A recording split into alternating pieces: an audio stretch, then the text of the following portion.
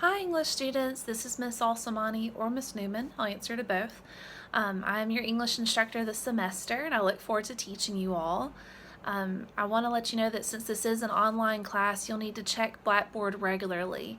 Monday through Friday, I'd recommend checking it daily because I am going to send information through course mail, announcements, discussion board, that sort of thing. So just make sure that you check Blackboard every day, especially Monday through Friday. That's when I'm going to send the vast majority of the information. I don't usually send anything out on the weekends, so you guys will have your weekends off. But I do want us to go over the 5-paragraph essay as a quick refresher, because a lot of you have gone to different high schools, had different instructors, and so I just want to make sure we're all on the same page on what consists of a 5-paragraph essay, since we will have 5-paragraph essays in this class.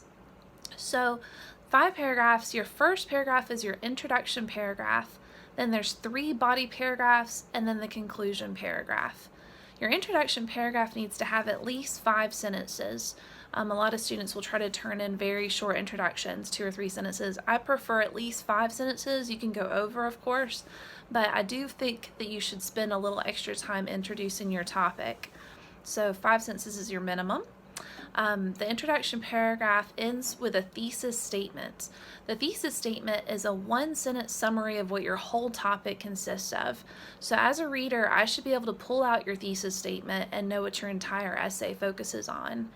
There's 2 types of thesis statements. There's forecasting, which means that it actually lists out your 3 body paragraph topics. There's also a broad thesis statement. So broad is not very specific, it's more generalized. So I'm going to give you an example of an essay, and I do love to travel, so I'm going to use international travel as my example. So if I had a thesis that's a forecasting thesis statement that lists out my subtopics that are going to be my 3 body paragraphs, it could sound something like, I would love to travel to Paris, France, England, and New Zealand. So you know that my first body paragraph is going to focus on Paris, France. My second body paragraph would focus on England, and then my third body paragraph would focus on New Zealand. So that helps you kind of figure out the forecasting thesis. A broad thesis statement would be something like, I plan to travel internationally.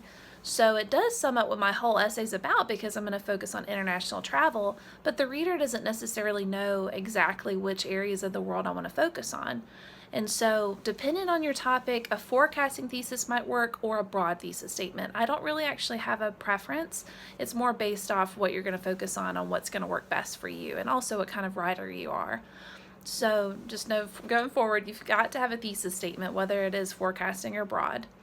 After you finish your introduction, that 5 sentences in your thesis statement, you'll move on to your first body paragraph.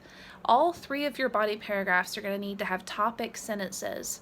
The topic sentence is the very first sentence of your body paragraph, and it sums up what that paragraph is going to focus on. So for my example, the very first body paragraph is about Paris, France. So my topic sentence might be something like, while in Paris, I would love to explore the Eiffel Tower and the Louvre Museum. And so that way you know I'm going to focus on the Eiffel Tower. I could describe the beauty of it and how there's a lot of history behind it. And I would also describe the Louvre Museum, which has a lot of art, Mona Lisa's there, a lot of really fantastic pieces of history as well. So your topic sentence sums up what your body paragraph is going to focus on. And it would be the same for my England paragraph and my New Zealand paragraph.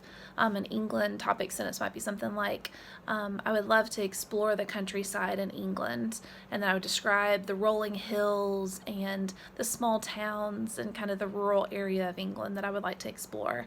And then with New Zealand, I would focus on Tolkien and Lord of the Rings because I am a Tolkien fan, so I would focus on that in my topic sentence. So it would be something like, New Zealand has fantastic cinematic history that I would love to explore. And I would get into Lord of the Rings and maybe other movies that have been shot there as well.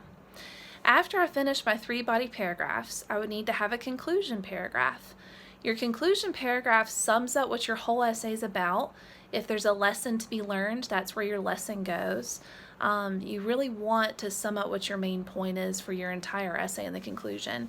A lot of students struggle with conclusions because they're like, I've written everything I possibly can write about this topic. What else do I have to say?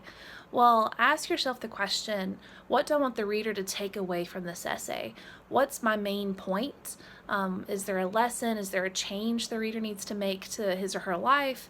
And that's where it goes, is in the conclusion. Just like the introduction needs to be about 5 sentences, I recommend at least 5 sentences for your conclusion as well. So that way you can really wrap up your main point.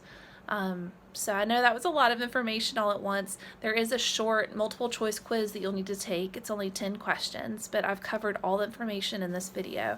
So once you've watched this video, you're ready for that multiple choice test. You can take it multiple times as well. So say if you don't score what you want to score initially, just retake the test. If you have any questions about the 5-paragraph essay or this class in general, just let me know. I'm always here to help you. Even though this is an online class, pretend I'm here and that my office door is open.